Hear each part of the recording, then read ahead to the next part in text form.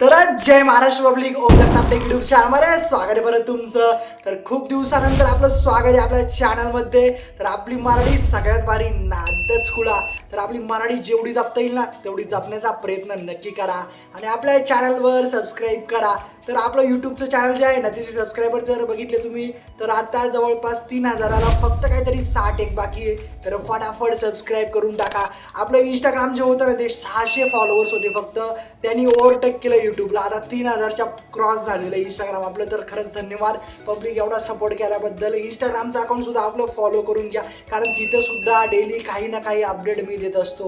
खूप सारी माहिती देत असतो टेकबद्दल, किंवा तुमचं एज्युकेशन असेल किंवा जॉब नाही भेटत काही काही जणांना, तर अशी भरपूर सारी माहिती देतो. तर आजचा टॉपिक थेरी पार्ट, कारण तुमचे पेपर चालू आहे. तर पेपरसाठी सगळ्यांना बेस्ट ऑफ लक. जेवढे जेवढे इंजिनिअरिंगचे स्टुडंट आहे, जेवढे जेवढे ॲग्रिकल्चरचे आहे, जेवढे जेवढे MSc करताय, जेवढे जेवढे BSc करताय, BCA करताय, MCA करताय, खूप साऱ्या डिग्री आहे, लॉ करताय, तर सगळ्यांना थेरी राईट करता आली पाहिजे. कारण थेरी राईट करण्यामध्ये स्ट्रॅटर्जी असते. तर खूप सारे जणांना ही स्ट्रॅटर्जी माहीत नाही, थेरी कशा प्रकारे राईट करायची. तर थेरी कशा प्रकारे राईट करायची हेच तुम्हाला मी सांगणार आहे. पण त्याआधी नवीन आले असतील तर सबस्क्राईब करून ठेवा. तर चला कुठलाही टाइमपास न करता व्हिडिओ करूया सुरू.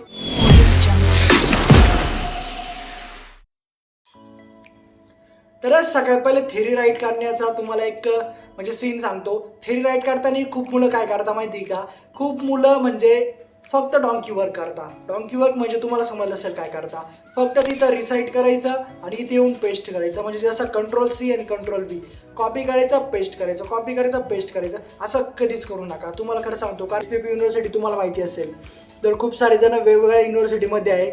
बट थेरी राईट करायची एक स्ट्रॅटजीच असते. कारण इंजिनिअरिंग तुम्हाला क्रॉस करायची असेल तर खूप सारे सब्जेक्ट असे आहे की ज्यामध्ये थेरी इन्क्लूड आहे. जर तुमचं आता सब्जेक्ट चेक करायला गेलं, OS वगैरे चेक करायला गेलं, त्यानंतर क्लाउड कॉम्प्युटिंग चेक करायला गेलं, थेरी पार्ट जास्त आहे. आणि थेरी पार्टमध्ये तुम्हाला जास्त काय करायचं आहे नीट आहे का, हे कोणीच नाही सांगणार भाऊ. हे फक्त ओम जगताप टेक यूट्यूब चॅनलवरच बघायला भेटणार, ते पण आपल्या मराठी भाषेमध्ये. तर कळकळून सांगतोय, त्यामुळे लक्ष राहू द्या. तर आता सगळ्यात पहिले काय करायचं, तुम्ही आता एक नॉर्मल क्वेश्चन आला, what is mean by AI and explain is features. तर आता फीचर्स वगैरे त्याचे एक्सप्लेन करायचे. तर सगळ्यात पहिले AI म्हणजे तुम्हाला माहिती पाहिजे. AI म्हणजे तुम्हाला माहिती, AI ने किती तुम्हाला घातलं, AIची सांगायची गरज नाही तुम्हाला AI म्हणजे काय असतं. तर AIचं जर तुम्हाला आता फीचर्स वगैरे राईट करायचे तर सगळ्यात पहिले तुम्ही ब्लॉक डायग्राम काढायला शिका. तुम्ही जेवढ्या ब्लॉक डायग्राम काढशाल, जेवढं तुम्ही त्या ब्लॉक डायग्राममध्ये तुमचे फीचर राईट करशाल, लेबल देशाल. लेबल खूप इम्पॉर्टंट आहे राहा. लेबलवरून समजतं की ब्लॉक डायग्राममध्ये ॲक्च्युली काय आहे. तू जर लेबलच नाही दिला, नुसती डायग्राम काढली, त्याला समजणारच नाही. जो चेक करणार आहे ना, तुम्हाला वाटतं नाही चेक करणार एकदम अवघड चेक करतो, असं कधीच नसतं. चेक करणं एकदम इझी चेक करतो. अरे त्याला 1760 पेपर चेक करायचे, त्याला तुमचा एकाचा पेपर चेक नाही करायचा. त्यामुळे लक्षात राहू द्या, त्याला भरपूर सारे पेपर चेक करायचे. आणि चेकिंग कसे करता इंजिनिअरिंगचे पेपर हे तुम्हाला माहिती करायचं असेल तर कमेंट नक्की करा. यासाठी सुद्धा व्हिडिओ बनवणार मी तुमच्यासाठी, कारण पेपर चेकिंग कसे करता हे मला माहिती आहे. युनिव्हर्सिटीला कधी भेट दिली आहे का, तुम्ही युनिव्हर्सिटीला भेट दिली असेल तर तुम्हाला समजेल. नसेल समजेल तर मी सांगतो ना, मी आहे ना, टेन्शन नका घेऊ. तर तुम्हाला काय करायचं आहे, ब्लॉक डायग्राम काढायची. ब्लॉक डायग्राम काढल्यानंतर जी आपली थेरी कवर होते ना ती कुठंच होत नाही, एवढं लक्षात राहू द्या. ब्लॉक डायग्राम व्यवस्थित काढा, कारण तीच ब्लॉक डायग्राम तुम्ही काढली ना, तीच ब्लॉक डायग्राम एक्सप्लेन करायची तुम्हाला खाली. सपोज आता ब्लॉक डायग्राममध्ये तुम्ही आता AIचे फीचर्स वगैरे राईट केले, त्यानंतर AI कसं इंटिग्रेट होतो, ऑटोमेशन, त्यानंतर रोबोटिक्स, भरपूर सारा फील्ड आहे. तुम्ही फक्त तेवढं जर एक्सप्लेन केलं ना आणि खाली त्याचे की पॉईंट्स जरी राईट केले ना, आणि पॉईंट वाईज राईट करत जा थेरी. कारण तुम्ही जो पॉईंट वाईज थेरी राईट केली ना, एवढं लक्षात राहू द्या की चेक करण्याला सुद्धा इझी जातं. आणि तो सुद्धा म्हणतो की पोरामध्ये काहीतरी टॅलेंट आहे, त्यामुळे तो चेक व्यवस्थित करतो, मार्क्स देऊन टाकतो. जर तुम्ही पॉईंट वाईज नाही राईट केलं, नुसतं असं पॅरेग्राफ राईट केलं, तो काही निबंध राईट करतोय तू ते काय 9वी 10वी काय निबंध राईट करतोय, तसं करायचं नाही. तुम्ही इझी प्रोसेसमध्ये पॉईंट वाईज राईट करा आणि छोटं राईट करा. जास्त एक्सप्लेनेशन दिलं ना, समोरचा सुद्धा एकदम असं विचारात पडतो की याला जास्तच येतं आहे. त्यामुळे थोडं एक्सप्लेनेशन द्या, पण छान द्या. समजलं पाहिजे समोरच्याला की तू ॲक्च्युली काय बोलतोय, तुझं कम्युनिकेशन काय आहे समोरच्याला. 2 वे कम्युनिकेशन तुम्हाला माहिती असेल, 1 वे कम्युनिकेशन. तर तसं करू नका, 2 वे कम्युनिकेशन करत चला. जेवढं तुम्ही 2 वे कम्युनिकेशन करशाल तेवढं समोरच्याला समजायला अंडरस्टँड होईल आणि इझी प्रोसेसमध्ये तुम्हाला जास्त मार्क्स देऊन टाकेल. आणि प्रत्येक मुलाचा हाच एवढं असतो की पेपर चेक करणारा जो असतो ना तो काय करतो, तर हे सांगतो तुम्हाला मी. पेपर चेक करणार काय असा कोणी काय म्हणजे जास्त AI वगैरे नसतो, कोणा मोठा माणूस नसतो, तो पण आपल्यासारखाच एक स्टुडंट असतो.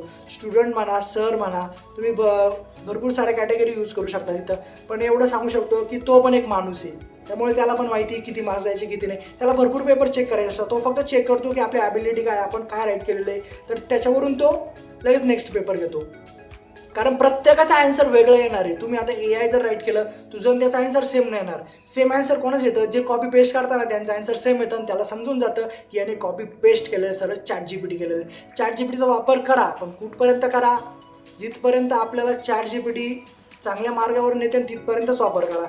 जास्त वापर तुम्ही ChatGPTचा करताय नुसता, ChatGPT प्रत्येक वेळेस यूज नाही होणार. तू एका कंपनीमध्ये लागला आणि क्लायंटसोबत बोलतोय, क्लायंटने जर तुला क्वेश्चन केला आणि त्याचा आन्सर तू म्हणतोय थांबा सर ChatGPT करतो, हे चालेल का? नाही चालणार आहे. त्यामुळे सांगतोय तुम्ही लवकरात लवकर हा व्हिडिओ पूर्ण बघा आणि हा व्हिडिओ जेवढा शेअर करता येईल ना तेवढा शेअर करा. कारण थेरी कशी राईट करायची एकदम सोप्या भाषेमध्ये समजून सांगितलेलं आहे मी.